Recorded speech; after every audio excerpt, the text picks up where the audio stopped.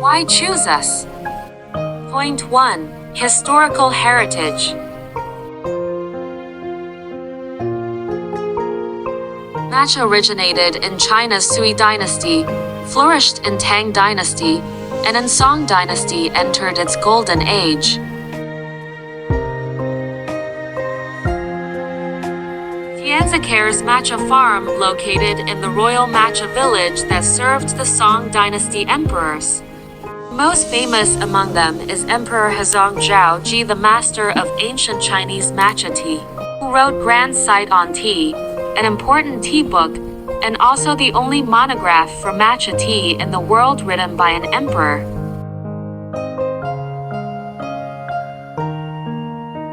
Our matcha farm has an excellent geographical location which benefit to matcha cultivation. It's near North Latitude 30 with pleasant weather and clean irrigation water source. The soil is rich in nutrient substances such as selenium, organic matters, microelements that helps to produce the highest quality organic matcha.